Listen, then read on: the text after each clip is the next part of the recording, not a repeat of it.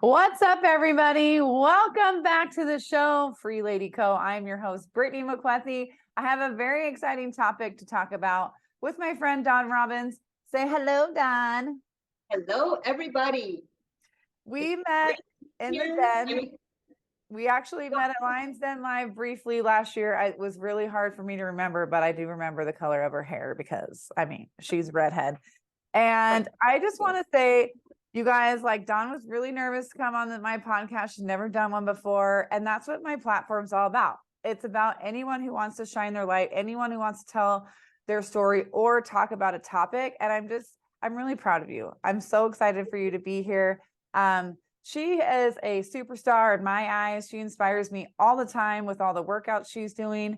If you guys remember, we did a Everest challenge back in December where we had to climb, Everest on a Stairmaster. And this girl did it on her own stairs. Real stairs. And I did that day one and it took me like 80 minutes to do. And I'm like, I don't have time for that. But you did that every single time. I was like, so I climbed the mountain and back down. Yes, you did. So yes, you did. That would have drove me crazy if I had to do it that way. And like, it hurts your calves like way more doing it that way. I couldn't even walk the next day. I don't think I could walk for like 2 weeks after that, like normal. I was like a baby giraffe. In true fashion, I got behind. So then the last like 2 days, I'm like, holy crap, I can't believe I have all these to do now. Right. That was a great challenge. I mean, you got kind of sick of it, but it was such a mental challenge. Like, you guys, any of you guys want to, like, we climbed Mount Everest. It was like 200 plus flights of stairs, like a day. I know I counted it wrong, but once I had it wrong, like I had to keep what I was doing, but it was basically like 30 days of doing that. Mm-hmm. It was crazy. I'm such a geek. I had a spreadsheet. Yeah, you did. I remember that. I remember your spreadsheet, but I love it, man.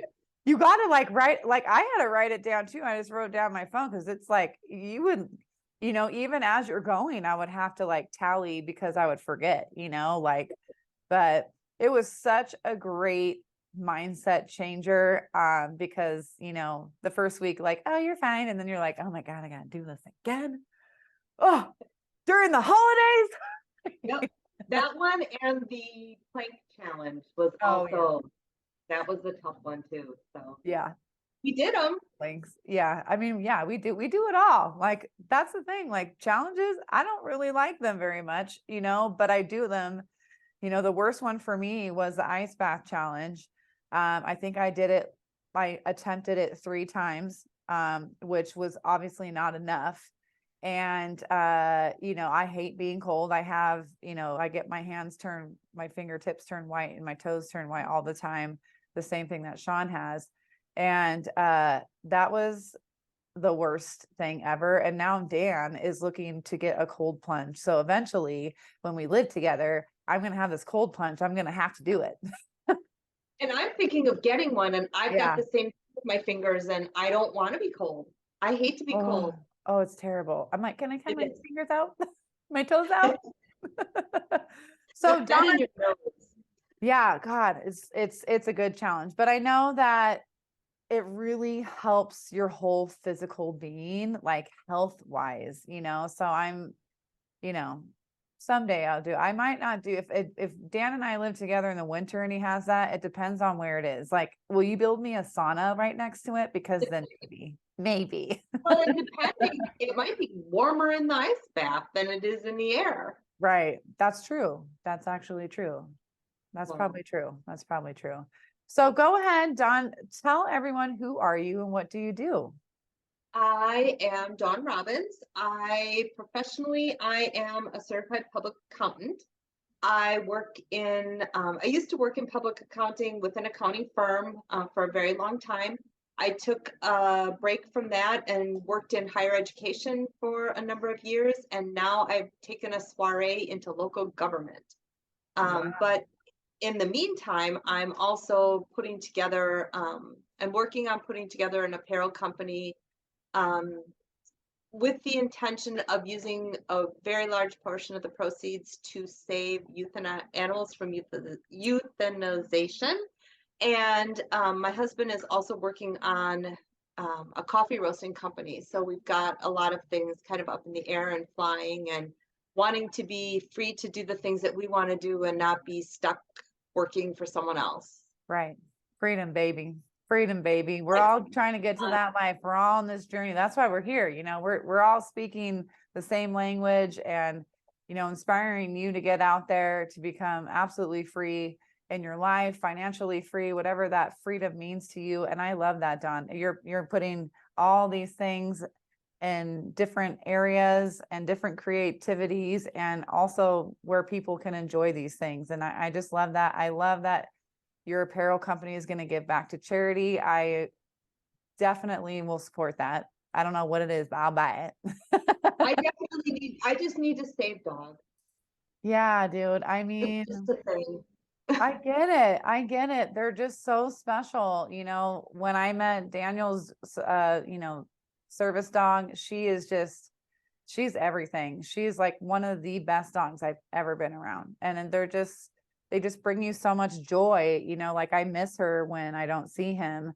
I miss him too, don't worry, you know, but like I've always had animals. And so like, I don't have animals right now. And I'm like, maybe I should get a betta fish, you know, like, but I just love that. I love when this is the other thing, like why I want Financial Freedom Sunday is to give back to as many charities as I can, because I feel like it's just so important to, you know, give back once we get somewhere. It's important to do that because it keeps us humble and hungry, and just having that like positive light around us, and we can get other people to do that too. So that's amazing.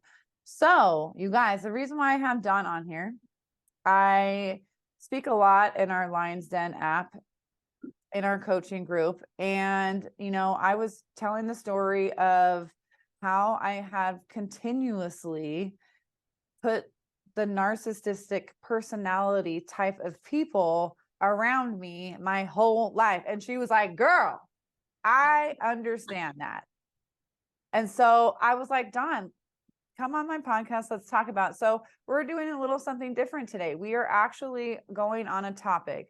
We want to talk about how to avoid having narcissistic people. And these are personality traits. It doesn't, I just want to say this right now. It does not absolutely define a person.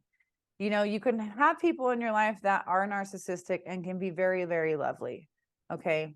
You know, you might not want them as partners or things like that. But I just want to say that because I have talked about this in the past, you know, with a family member, you know, that doesn't mean they're bad people at all. It just doesn't really connect with someone like me or Dawn. And, right. You know, I feel like having that personality can either shove you down as a person, really take down your confidence. You don't have a place to speak. You don't have respect. You don't get the respect that you need. These are all things that like I don't want in my life. So that's why I want to avoid them. And I feel like a lot of people should. And I also feel that people who have this type of personality, they can also choose to not be like that. So let's talk about that. So Dawn, when you've obviously had people around you that have had this personality trait. Now, what did that do to you, to your light, to your soul, and to your personality? Like, how did that feel when you were around these people? That's a very loaded question. I know. It's a very long answer. Great. I have one, which is fabulous. I was in a very long relationship with someone who it took me a long time to realize was showing narcissistic tendencies and personality traits. Mm-hmm. This particular person was very passive aggressive, was not someone who you think of when you normally think of as a narcissist, who would walk around saying, you know, look how great I am, and all of these things. It was just more of a subtle thing. It wasn't any less demeaning. It wasn't any less brutal when you take a step back and see what's going on. But there was a lot of issues related to controlling, to the point where I would get to want to do whatever it was, either with this person or without this person. And there would be a discussion or an argument that would go back and forth, almost like a tit for tat. Right. There was always something, and it was always Right. my fault, no matter what. And it got to the point where I stopped doing the things that I enjoyed doing, because it Yeah. got to the point where it was not worth the argument. Right. And there were a number of those things that happened. We would go places together. I would think we had a really great time, and I would find out later that we didn't. Apparently, there was something that occurred that, I acted according to this person either improperly, or I should have done this, or I should have done that. But a lot of it was really subtle until closer to the end of the time that we spent so much time together. It was more of a mixture of, oh, you look really nice, but did you notice maybe you should have worn this instead, or just constantly, the little tiny put downs along the way. Right. And it got to the point where I didn't have any self-esteem to speak of. And I was doing, I live in Wisconsin, so drinking's a thing. But I was doing a lot of drinking with groups and with people, not by myself at home. That was always a hard line that I drew. But food was my escape. There was no exercise, because that took away from a lot of the time that we would have to interact in the relationship. So that didn't happen. And I just lost basically who I was. Right. And when we stopped spending so much time together, it took quite a while for me to get back to, this is who I am, and I don't care if you like it. Right. But it was a long road with a lot of counseling along the way. So Right. And that's okay. So my question is, because this is what, I learned through my therapy, when I was like, gosh, like, I know I'm worthy. I know I'm a good person. I know I'm going to be a best friend to my partner. And not only that, a wife, and I'm just like, God, like, why do I keep attracting this personality? Not just with the men I dated, but also I had some friends that were like that as well. And these weren't like my best friends from, high school. These are people that I met along the way in my journey. And I just was like, why is this happening? And a therapist was like, well, Brittney, you are attracting this personality trait because you grew up with that personality trait. And my mind just like, the light like went on like so bright. I was crying because I was like, that makes so much sense. Nobody has ever explained that to me in that way. It was so simple. I didn't know that. So I think it's more, for me, it was more that I'm an empathetic person, and that I want to help people. And for a narcissist, that's a big draw, because and I've done a lot of research, and one of the things that you probably have done throughout your relationships with these people is, when you first get to meet them, because you're empathetic, because you are who you are, you share information. You share personal information, you share your struggles, you share your challenges, you share your hopes and dreams. And what that does is it provides a base for the people in this relationship that you're in to eventually use those things against you. Oh, yeah. Oh, girl, yes. Yeah, and it's like, it's also because of that. Like, I am definitely, empathetic to a lot of people. And that was also because as I was growing up, I wanted to make everybody happy. Like, I didn't care, what it did to me, because I was like, at least I see what happiness is and fun is. And I would just attract, I was like a blue light that like bugs like, and they come in and then they get zapped. Well, my zapper was off So I just kept attracting, and I just wanted to help all these relationships that I was in, again, dating or like girlfriends that I've had as friends, and like they would suck my energy dry, and I didn't even know. I would always just feel depleted because I was constantly like, look at this, look at this, look at this way, like look at your life this way, read about your life this way, like do these actions to make your life better. And I'm just diarrhea of the mouth, pouring Well, you're everything into these pouring into people. them. You're Yeah. pouring into them, and they are not emotionally capable of receiving it. No, they are And not. that's something that's very, very difficult when you do deal with someone with narcissism is Mhm. they they want those things. They want to be able to do that, but they can't get them. Right. They Right. just and they see other people having it, and then they blame you because they can't get it. Right. But they don't Absolutely. realize that it's their downfall or their impediment, not yours. Right. Right. And, I feel like some of these people that have narcissistic personalities also have the victim Mhm. personality, blaming the victim, blaming everything on everybody else. So when they get us in their corner, this bright, shiny new toy, it makes them feel good. It's like a drug, like they feel good like right away, and they want to tell you everything that you want to hear because they are masters of disguise. They are masters at lying about who they really are. They wear a bunch of different masks, and it's very hard to peel away each one of those masks when they are telling you everything that you want to hear. See, I call that the honey and the shit story. So it starts out and it's all honey, and you're like, "Oh my God, this is amazing." Mhm. And then a little while into it, you're like, "That really wasn't very nice."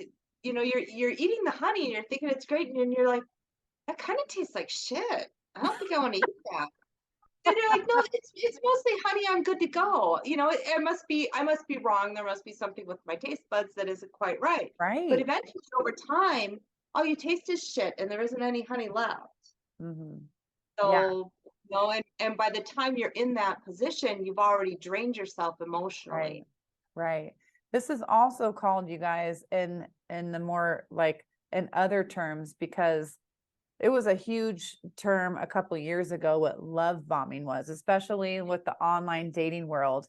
And this was something that clicked for me. So, honey and shit, love bombing, whatever you want to call it, this is one of the things that you want to look out for. And somebody that is going to try to control you with having a narcissistic personality. Again, it doesn't mean they're a bad person. They just want control over you. That's how they go into a relationship. So if they come into your life and like in 1 month in, they say, I love you. They want you to move in with them. They want to give you a key to their house. They say that you're the best thing ever. They tell you that you're the best in bed. They tell you that you're the most beautiful person that they've ever seen. I mean, the list goes on. And sometimes, people do fall in love in 1 month. I've seen that. But these are the things that, they fill your head with all these beautiful things. It's like a Disney movie. You know what I mean? Yeah. It's like a Disney movie. Like, oh my God, my Prince Charming has come finally, you know? And so just pay attention to what they are telling you. They are telling you something, but they're not telling you who they are. So when you find yourself in these situations, don't pay attention to the highlight reel. Pay attention to what's behind the highlight reel, and you ask the hard questions right away. And that's one of the things that I learned, because now when I think back, I would ask questions like that. You were in this relationship with these other people and you're Uh-huh. not doing it anymore. What happened? Mm-hmm. And basically, they will tell you, but it Yeah, will be the other person's problem, right. not theirs. But the other thing in regard to the love bombing, and this can happen basically simultaneously, which goes with the honey and shit story, is there's the love bombing stage, but then there's a devaluation of you. And Ooh, then yeah. there's more love bombing, and then there's devaluation, and then there's love bombing, and then Mm, there's devaluation, and then there's a discard phase where they're just done. right. And some people just don't realize that, oh my gosh, all of a sudden one day it was over and I never saw it coming. Now, that wasn't my circumstance in most cases, but a lot of people think they have a really great relationship with their Oh, yeah. family, with their friends, and Mhm. then all of a sudden one day that person is just like, no, I'm out, I'm out. Yeah. And you're left there going, I don't understand. Maybe I did do all of these things. Maybe Right. I was missing all of those, you know, wonderful traits that this person has been telling me that maybe it is me, Right. until you realize that they they don't necessarily always have close friends. They don't necessarily Mm, have the longer term mhm, relationships. mhm, And then you start mhm. to see the patterns. Right. Right. Yeah. The last relationship I was in, he told me exactly, like I was with her for 2 years. I knew I never wanted to marry her.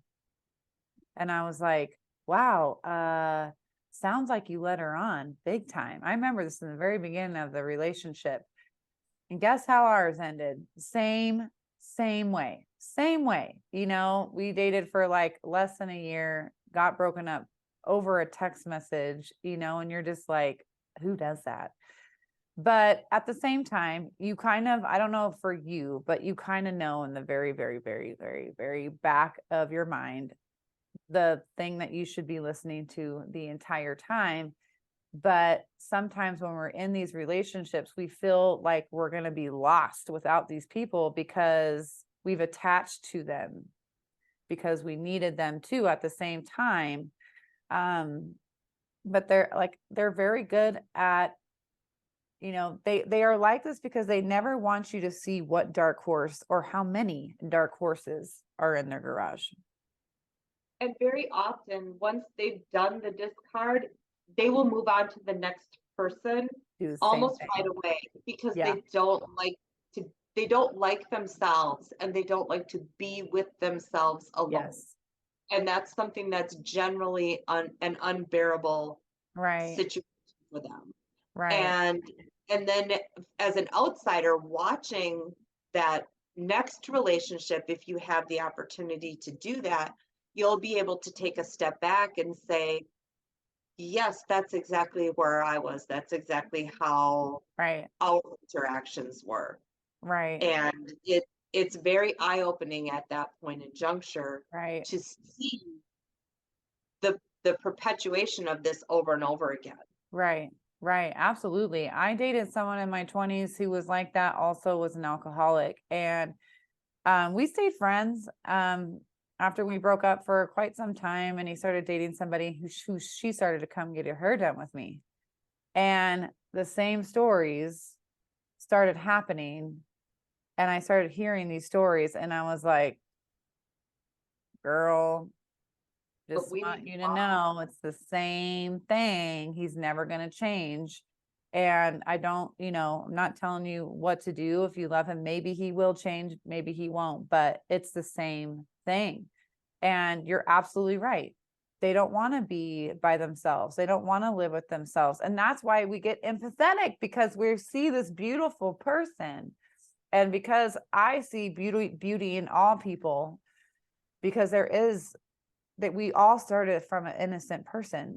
We attached ourselves from the things that we learned and we were in childhood, or the things that affected us and gave us PTSD for, not moving forward or having a foot stuck in the past and the foot stuck in the future. You're never going to change, right? I say this all the time. And even in those patterns, you still have to have a lot of work, even though you're seeing that, and you might see that happening.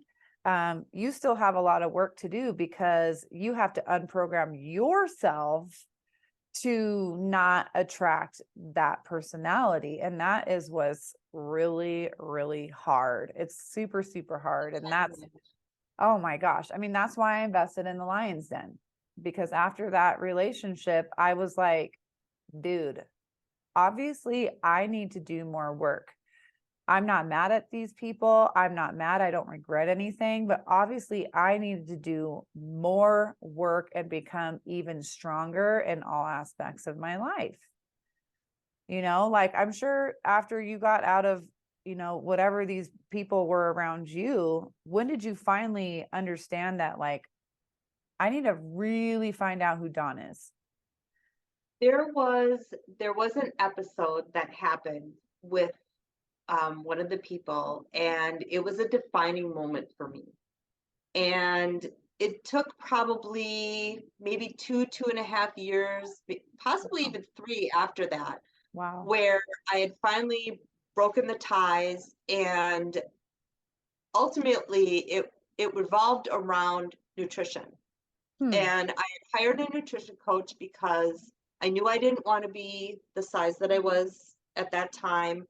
I wanted to be healthier. I have a family history of certain things, and I wanted to work to avoid that.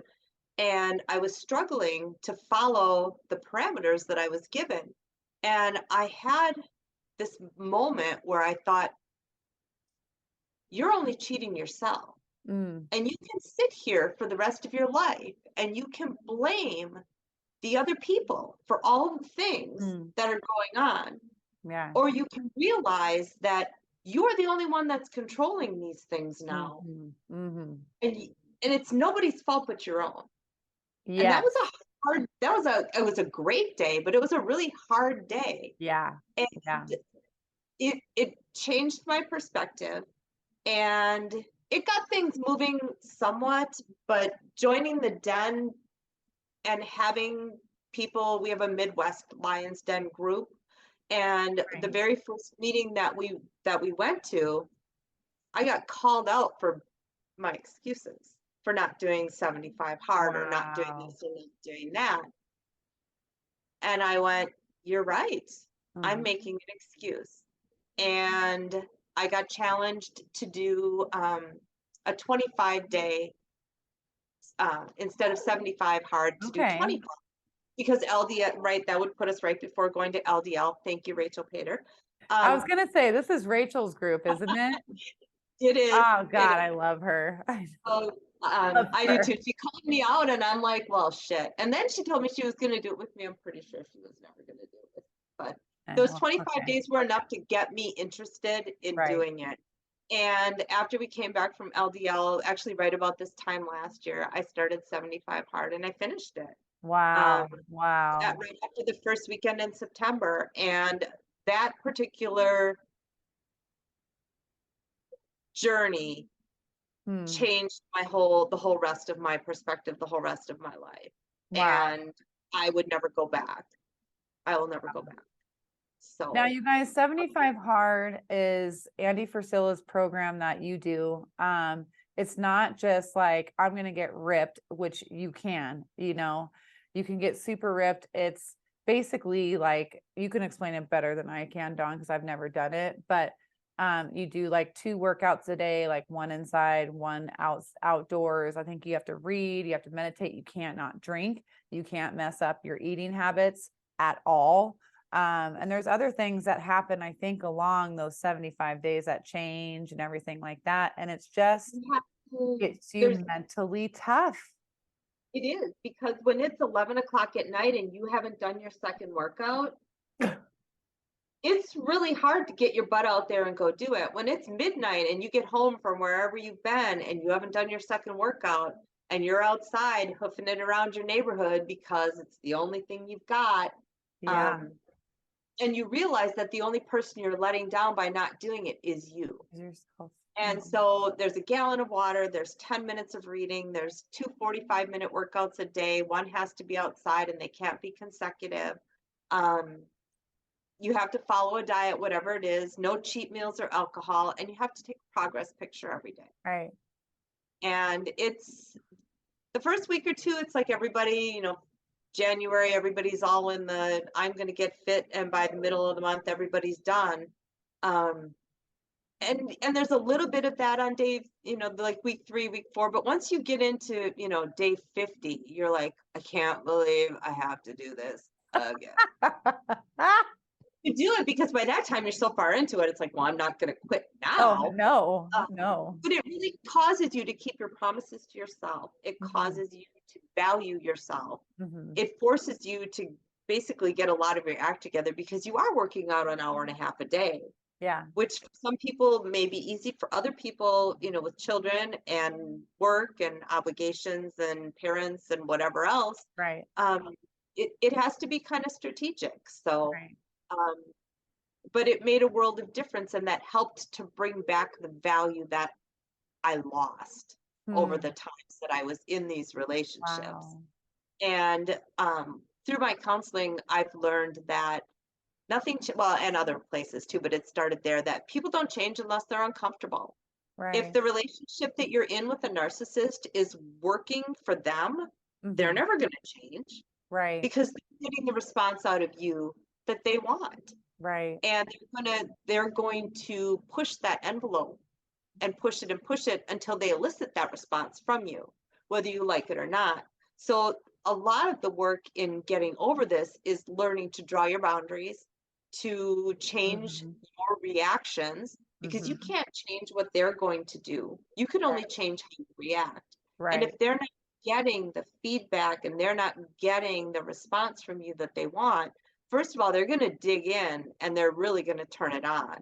And right, you have to be very, very aware that that's going to happen. right. But eventually, you draw your boundaries, and sometimes you never go back to any contact. And sometimes you've drawn enough boundaries and you've walked away enough times and blocked enough people enough times that you can start a relationship again, not in the same way, but you can be in the same groups of people. You can be at Right, the same functions. You can actually enjoy the parts of that person's personality that you enjoyed in mhm. the first place, Right, without getting deep into the rest of the right, garbage that goes with it. right, right. There's a really good point in there that I wanted to point out. Like, when you are with these types of people, they will smother you again with these words, but then they're going to smother you with their ideas of how you should live. This is what really was a huge upset in the last relationship I was in. And basically, where I was in these positions where I wanted to hang out with him because we had a lot of fun, but then I would notice that I wouldn't say anything. I wouldn't say anything, how I felt, what I thought about this, that, or there, you know what I'm saying? Because I knew that it was just going to be a fight. I knew that it was his way of thinking, and that was it. That's it. There was Yep. And no respect because, oh, and like he was also older than me. So he would also be like, well, I'm older than you. I know everything. And I'm like, bitch. So, but I'm still strong. I have very strong personality. And it was coming to a point where it was just like that every weekend. And so then we would have drinks and everything like that. Like you were saying last time, alcohol is very much involved in these types of personalities because you're trying to get them to be in a better mood. You know what I mean? yep. Because that was the only thing. And a lot of in the past, and when I look back on all the relationships, either they were friends or someone I dated, there was a lot of alcohol involved because they were trying to numb what was going on behind closed doors. They were trying to numb what was going on in their minds, what they've been through. Yep. And that And hit this was them. a problem for some of the people that I've been with too. And it's not necessarily always alcohol, but there's some kind of outlet. There could be a shopping addiction. It Right. could be, Oh, just yeah, good point. it could be overspending. It could be, other drugs. It could be, Right. any kind of addiction that you can imagine that will get them to the dopamine hit that they're looking for. Yes. So, and a lot of times, making themselves feel bigger by making you feel smaller. I mean, if you're superior, you've, it's a pretty big dopamine hit, Look at the government. right? Did I say that? Yes, I did. Yes, I did. me. Yes, I did. But yeah, I mean, it's just, you know, all these little things, and you will see that these people will tell you who they are in the very, very beginning. That's the interesting thing about it. You know, they will say exactly who they are. They will show who they are. They will tell you, you know, they will tell you some intimate stuff. You know, they will tell you like, yeah, I'm basically an asshole, you know, so just don't worry about it. So they say these things, making it like it's okay, you know, while they're love bombing you or giving you the honey and the shit, you know. It's just those are the things that we don't want to pay attention to, because sometimes, let's be honest, we're kind of desperate. You know, we get kind of desperate to be in the right relationship, especially as you get older. You're just like, damn, when is he gonna get here? I'm ready. Oh, You know, and so these things happen. And you know, I had just moved to Colorado in that past relationship, so I didn't know anybody, and I don't regret that relationship at all. You know, like I definitely saw a lot of Colorado. We did a lot of fun things, but I was completely controlled. The writing was on the wall. Like he didn't like my family didn't like him, and that was a huge deal for me. And a lot of times, this is also what's going to happen is like, Brittney, like, what are you doing with that person? And you're like, what do you mean? And you get so defensive. So that's another I was thing just that gonna you could say, see. Defensive in yourself. You get defensive when people are trying to just shine a light, not tell you what to do. That will also show you that you are in that type of relationship when you are starting to get angry at your friends and family when they are just trying to protect you. correct. Or you'll also find yourself defending either yourself on a Oh. constant basis Mhm. or defending your family and your friends. Mhm. Because Mhm. once the narcissistic person realizes that the rest of the world sees them that way, they There you go. try very, very hard to break the contact that you have Right. with them because you may start to listen to them and that's a threat. Right. Right. So the best way that I've heard described in regard to showing or in regard to a narcissist and how they see themselves is it's almost like a vampire looking in a mirror. They Mhm. just don't see it. They don't see the narcissistic personality Mhm. traits in themselves, even though Yeah. everyone else around them can see it, but they honestly can't see it. And that Right. was one of the things in some of the relationships that was really, really hard for me is I had all of this emotion, I had all of this anger, I had all of this frustration, and I had nowhere to put it Right. because the time to communicate that to the people that were involved was a waste of time. And it Right. would turn into a massive argument and they wouldn't hear it anyway. And so Mm. that was really a Mm. struggle was learning how to deal with the anger, learning how to deal with the frustration, Right. finding the outlet for that. And that's Right. when CrossFit came in, was just picking up and putting down heavy things Right. because it's an outlet. Yeah. Yeah. Yeah. Exactly. Exactly. You know, and I mean, I know I lost myself, and I would get to these points too in my life. I think this is also, you know, part of why my weight yo-yo too, is because, you know, I still didn't love myself 100%. I still didn't think I was worthy 100%. And so I get into the relationships and all bets were off, you know, because you just want to please them so much. And you're just like, what are you doing? I dated a guy that like I wasn't even that into, but there was no one else around in this particular town that I lived in.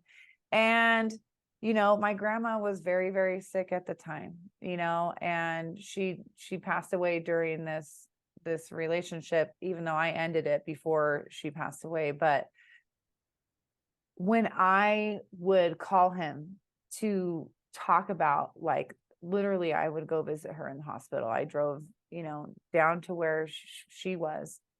And he's like, I don't have time to talk to you. I have people over, or I don't have time to talk to you because of this. And like I remember my sister, I was staying with my sister, and she was just like, like staring at me like, what the hell, Brittney? Like, I remember getting off the phone and my sister was like, what are you doing? I'm like, you're right. I don't know. And so I had this conversation with him, like, so you're too good to be there for somebody that you're dating when they're losing literally their best friend, their grandma. Well, like I've known other people longer than you, so I should be there for them. Like, you could just figure it out. Literally, that's what he said to me. And I was just like, that is so disgusting, because he needed people around him all the time to shine the light on him, because he was good at some things, and like he loved being praised, he loved being center of attention, and I was just like, what are you doing, Brittany? That is so fucking disgusting, that a human being couldn't just listen to you on the phone when you're crying that your grandma is dying. You know what I'm saying? And so I broke up with his ass, like, and then guess what happened? Guess who would knock on my door at like 7 a.m, 8 a.m, 9 a.m? And I would be in my house hiding, because I didn't want him to know I was there, or something like that, because I was like, are you serious? Begging me to come back, showering me with flowers. Eventually, I talked to him in person. He's like, I just really messed up, and I'm never going to be like that, like blah, blah, blah. I'm like, of course you're going to say that. And I said, I hope you remember this relationship, because if you ever treat anybody, friend, sister, your wife someday, if you ever treat somebody like that when someone's dying, and plus all the other bullshit that you did, I hope you remember this, and I hope you change. I really do. I really wish the best in your life. And I recently had therapy about, something like this. And, she said the same thing. When these people come in your life, you say, I just wish the best for you in your life. And I said it back then, 6 years ago. And but it still continued to happen in my life, because I still wasn't looking at myself in the mirror. Like, what else do I need to do? It's crazy. It's Well, crazy. and one of the things that you said that relates in other ways to the whole fact that he wasn't there for you, even if you think back and you're in other relationships and there is, maybe you're ill sometime, Sure. or you've had a surgery, or you've had something occur and you need them to be there to help you, they will, but they're not going to Like this. be all in on it. And they're going to, make a big deal about the fact that, basically you owe them for helping, Uh-huh. or they'll tell everybody what a wonderful person they are because they've helped you through this. Yes. And so the good deeds come with the intent from adoration from other people to praise them for being the wonderful person Mm-hmm. that they tell you that they tell these people that they are. Right. And you know a lot of times, like, big gifts will come not when it's just you and this other person. It'll come when there's an audience, or Ooh, a big, yeah. like a Yeah. party or something like that, a surprise party or whatever it is will come with an audience. Mm-hmm. Whereas Mm-hmm. without the audience, nothing happens. So, theoretically, monumental birthdays with a party, those are great. You get great gifts, you get everything else. The in between the year parties, maybe the Valentine's Day, maybe your birthday, maybe Christmas, nothing. Because Yeah. they can't see you to know what it is to be able to give of themselves to give Oh, to you. wow. Wow. You guys, I hope you're writing all these things down. Now, if you guys are struggling with this, like, this is no joke. Like, I've struggled with this for years. I'm 40 years old. When I invested in myself, I finally met Dan. You know what I mean? And that's okay. Like, sometimes it takes a little bit longer for people to recognize this.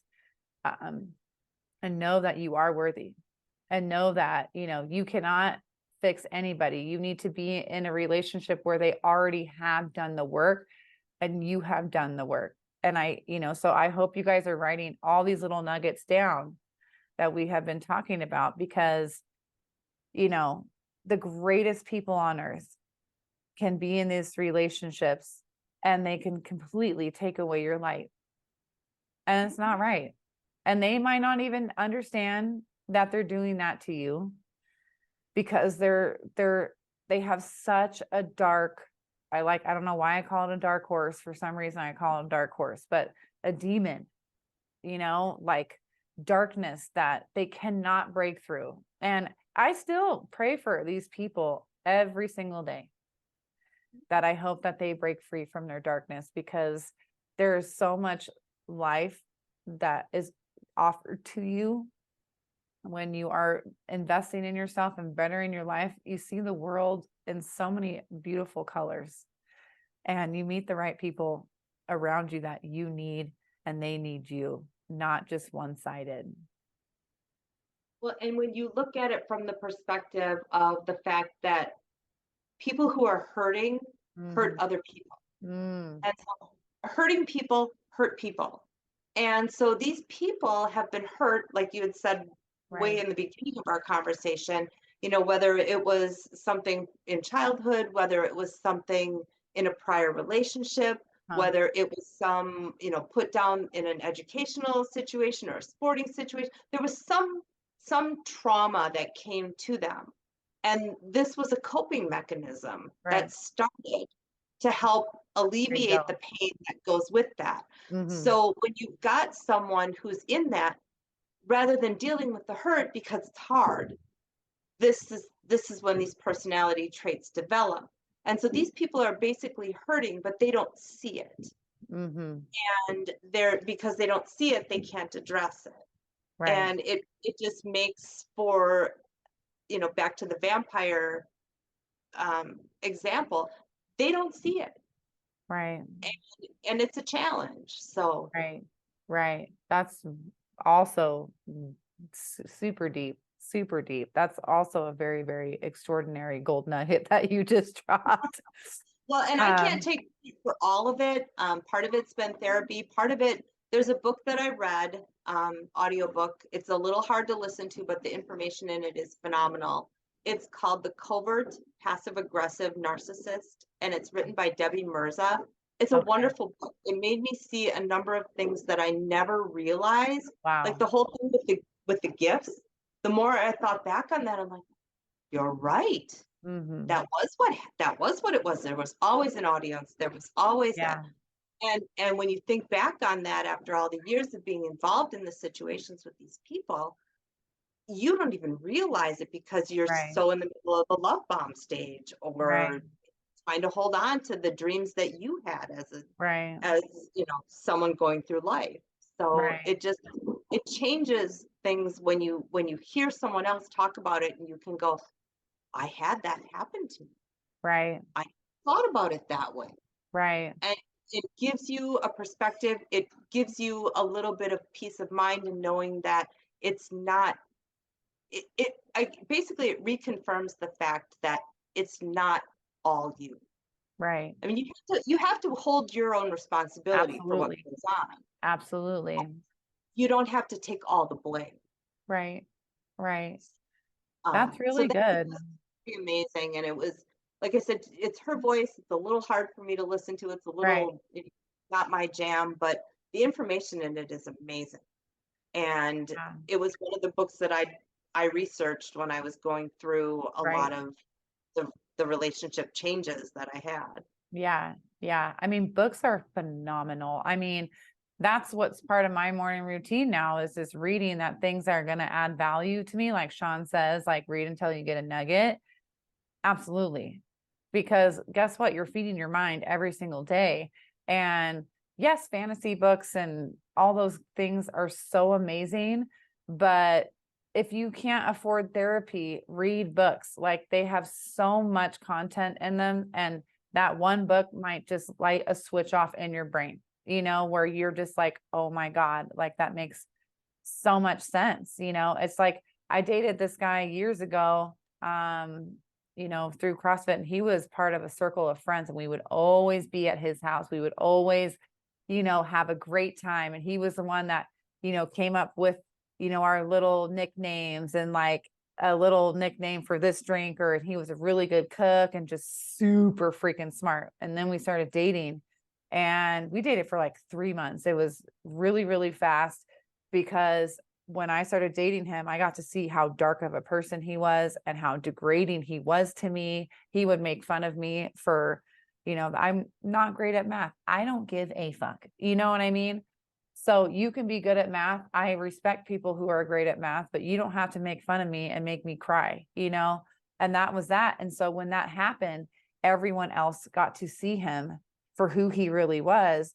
And then he ruined all the relationships with everybody because everyone saw him instead of like, yeah, sorry, like I messed up, we can continue this friendship. And to this day, some people still will talk about like, oh man, I still have not heard from him. I'm like, oh my God, that was like 10 years ago. Like, get over it. But people get so attached to those things because when they're around these people, they're very loud and they show off this beautiful, like fun time, like everyone wants to go to their house and do all these things. They like want to be super big in the center of attention, just like you were saying. And, no one would have known unless I dated, Well, sometimes what they'll do too is they'll triangulate. They'll tell one person right. who Ooh, said yes. something, and then they'll tell someone else that, Yeah. And it pits people against each other, Right. and they feed off the chaos. Right. Also, extremely good point. That's a very, very good point. I hope you guys write that down. If you have anybody, again, dating friend or anything that is going to put words in your mouth and somebody else is causing trauma, and then then they come in and try to save it when they caused it. I mean, it's just like well, and sometimes you just have to bypass that person who's working on the triangulation and go right to the person and say, look, this is what I was told. And they're going to go, well, that's not what I said. Right. And vice versa. So sometimes it's just better to hit it head on and solve the problem. But a lot of people don't do that. And a lot of familial relationships get damaged that way. Right. Because it'll be, my mother doesn't like you, or, your sister said this, or your brother said that, or, Ugh. and, maybe they did say it, but maybe not in the context that relate back. So, and that's still, it's part of the separation. It's part of the control. Right. And it's honestly, it's exhausting. Yeah, girl, it is very exhausting, that's why, I would be in shape and then I would end up like, drinking more, like eating bad, because guess what? I was so exhausted that I would do things that would comfort me, and like, then you're just like, oh man, I just shit on my own self because I've been so depleted of who I am, so recognize those things that if you start going back to things that you don't like about yourself, that is a sign. So all these things, you guys, this is very valuable, I hope, because we've actually talked about a lot of different things, and I hope you guys can pick apart this episode and just recognize it in your life, you guys, because you want to be around people who are going to inspire you, or you are inspired by them and you want to be like them. That's how it is, So Dawn, like, I know you have a great person in your life now. You have great relationships in your life now. And like, how do you feel about who you are now, being around all the right people? It's a life-changing thing. You go through all of this trauma and all of this challenge, and then it makes you open to be able to see the people that you really need to be with. And for the longest time, your circle will shrink. But then when you start to add in people like you and the, staring at me in the corner over here, it changes everything, and it makes getting up in the morning worth it a lot more. The better you feel about yourself, the more likely you are to take care of yourself. And so, if you've got strong relationships, if you've got physical health, if you've got, the drive to do things to make yourself better, I mean, God, what else is there? Right. Right. It comes down to health and relationships. Right. Right. I mean, that's part of our core four, right? Is having the right relationships. And man, does it make a difference? It makes you want to do more. It makes you want to be better and better and better. Like Daniel and I constantly push each other, and just like, and then when that happens, you really start to see what, like I'm so proud of Dan right now. He's really pushing the envelope of like, just like, let's do this, let's be better, and just honoring who he is and inspiring me. And that's how it should be. We should be inspiring each other through thick and thin, through the mud, because that's means that we both love each other in this relationship, to love one another, and then to furthermore, love other people. And this is where you learn how to not go down into somebody's problems.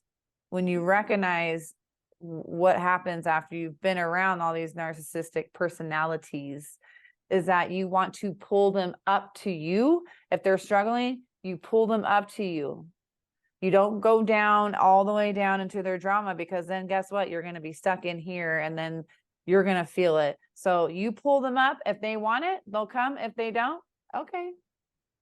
Yep, exactly. I mean, when you've spent time in the muck and you've crawled and scratched and done everything you can to climb your way out of it, you don't want to go back. And the thing that's interesting is you see people down there and it's like, but all you have to do is this. I know. It'd be fine. And they're just not going to hear it. And they must be in the muck deep enough.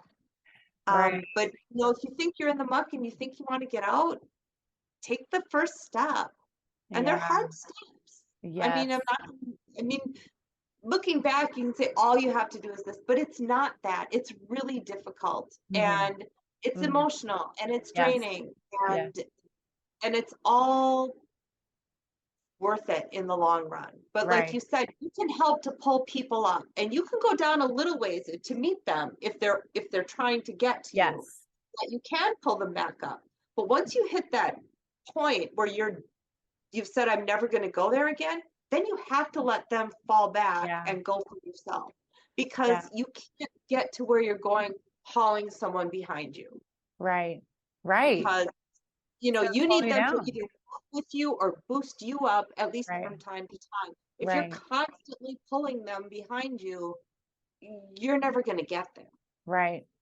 Well said. And sometimes the best thing you can do for them is to let them figure it out. Oh, absolutely. Absolutely. Right. I mean, some of the relationships that you're in, like, go, you need to figure that out on your own. And I hope that when you do, you'll find the right person for you, and vice versa. Like, it's just so important. Like what you just said, the best thing that you can do is let go, because you're honoring yourself, and you're letting them still sit in their own mud, or you leave and they recognize like, oh shit, like maybe I do need to work on that, and so you are honoring both parties when you let people go. It's so hard, and it's so hard to be on the journey for yourself. Like she was saying, it's not easy. It's not going to happen overnight. How many times do you guys hear me say that? I say it all the time. You can be growing this pretty bush, but then all of a sudden you got like termites in it, and you have like too many birds' nests, and then you have bird shit all over it, and squirrels like stuffing their nuts in your tree. And then you have to chop that down, because it's damaged and it's unhealthy, and you have to grow it all over again from scratch. So you're going to go through all these levels of emotion, pain, darkness, loneliness. But if you just keep watering that seed and have every day is 1 degree shift, every day you can reflect on last week and last month and last year, you will build a beautiful, strong tree that produces fruit. Exactly. That's where we want to get. One of the things behind taking the progress picture in 75 hard is because when you're doing these things, great example. You don't realize the changes that are happening, right? Until you look back at the pictures and you're like, wow, right? I had no idea. And when you get those little nuggets and you see that growth, that's what pushes you forward. Because even if you do take steps back, you've been to this level. and you don't want to go back down here. And Right. if you've got here, you can go here and inch your way up. And it's a total shift of your mind Hmm. that gets you there. And your mind will tell you to quit over and over and over Oh again. yeah. And you just have to tell it to shut up. Yeah, you do. Yeah, you do. And the stronger you get, the easier it is for you guys to, put out the fires and then like build another one. Like I just made a post, I think this week or last week, I don't even know, about this 8-week program I did with my trainer, even though I've been working with her since January. During this 8 weeks, I moved to Utah. I was most stressed out in my life. Like literally my hair is still falling out from stress. Um, and I went to going away parties. There were times when I, ate bad or like had too many cocktails, like no joke. But I took progress pictures and I just showed up every single day because, I still ate like 95% on my macros and during all this stress and all this time. And I was shocked to see the results. I was like, and I went through all of that, but I knew that if I just showed up every single day, something was going to happen. But I didn't know like that big of a thing was going to happen. So that, yeah, that's a great example of like taking progress pictures through your working out, writing in a journal. So like a couple of months down the road, you can look back through that journal and be like, damn, I overcame that. You know what I mean? Daniel says this in a great way too. Like you don't want to look fully back into the window. You want to see your journey through the rear view mirror. Because once you let it be a big screen, then it's like in your face and you have to get out of that again. It's just important that you can glimpse at it and be like, bitch, I got through that. I am powerful. I am strong. I am worthy. I am beautiful. And it will happen, you guys. Like Dawn and I connected because of we experienced these things and we wanted to share it with you. So maybe you can get out of it a little faster. Yep. And we're here. That's what we're here for. Yeah, Is to help you through those things. absolutely. One of the best things you can do when you're feeling bad is help someone else. Yes, So absolutely. Absolutely. So again, you guys, I hope you wrote down tips and little tricks. I don't know if they're tricks, but just things that you can implement into your life, into your relationship with yourself to understand how to attract like the right people that you want in your life to become the best person that you can be. So with that said, real fast, maybe we can just go over everything that we said. Dawn, what are the top 5 things that you need to look for to not be attracting these types of personalities? I would say you need to believe in yourself, Mm. to Mm-hmm. listen when people tell you what they who they are. Mm-hmm. Um, you need to make sure that even if your mind isn't aware of it, listen to your body, because if you're in a relationship like that, your body will tell you Mm-hmm. that you need to take caution. Um, God, 5, there's so many. You could say more than Beware 5. of bombing without anything to back it up.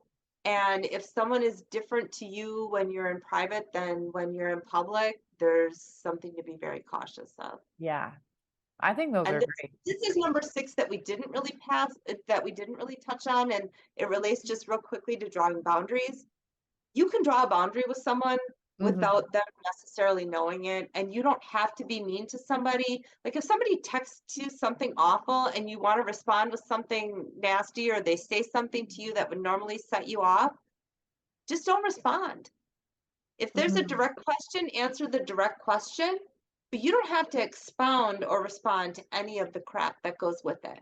And Right. that's one way to draw a boundary and say, I'm better than this. Right. And um, it's being true to yourself, I guess, is Right. the most important thing in Right. all. Oh gosh. And like, I If mean, you boundaries keep are it just so up, important. Yeah, you're absolutely right. Like, I mean, I just really started learning what boundaries were this past year. I didn't have, I think I naturally did them, but I wasn't aware of what I was doing. But when you're aware of the boundaries that you put in for yourself, because of the awareness and because you're taking the time to put a boundary in, it literally like changes so many things. And that's a great number 6 tip. Once you set them, they get so much easier to set and Oh, maintain. yeah. But Yeah. those couple are really, really difficult. Right. But for that, it's like, no, I'm good. And take a step. It's okay to take a step back and say, I'm going to let you do what you're doing. I'm going to observe for a while and see if this is really what I Yes. want to do. Right. Oh, Observation. and I do that with friendships. I've done it with romantic relationships. I've done it with my family where I've just kind of taken a step back to see Mhm. if I'm really seeing what I see. And Yeah. sometimes I am seeing it, and sometimes it's just me being overreactive. Right. So, Man, you just dropped so many gold nuggets today, Dawn. I am like so proud of you. I'm so happy that we got to share this. And I hope people that are struggling with this watch this video. And if you know someone who's struggling with this, please send it to them. Please know that this comes from our love for you because we've been there. Yeah. and the So one thing when you're there, you don't want other people to be there anymore. no, it's terrible. It's awful. Don't do it. Yeah. I mean, it's not terrible. Obviously, we learn from these things, right? We grow from these things, or they become tools in our tool belt to remind ourselves never to do it again because we set those boundaries for ourselves. So, you guys, I hope you enjoyed this episode as much as I did. This episode was actually great reflection, I'm sure, for both of us, to really share this with you and kind of go back into some stories that, we remember how we felt. And it's important to have these reflections and, have reflections with your best friend or your family member and talk about it. Don't be afraid to say anything. Cause I know when we're in these bad relationships, we don't want to tell anybody it's bad. We want to hide it. So stop hiding, live for you and love who you are. Dawn, thank you so much for spending this hour with me. I really, really appreciate you. And I'm so excited to get this word out. And thank you for inviting me and pushing me outside my comfort zone because Yeah, girl. Little dance party. no stopping me. That's right. No stopping us now. All right, ladies and Control. men, you get after your life and become the person that you want to become. And we're all here about it. You can find Dawn on Instagram. I will put that link below. If you find that she is your community and you want to ask her more questions, reach out to her. Please do. So we're here. We're here, you guys. We love you. Great. Thank you. Thank you. Take care, you guys. See you next Monday.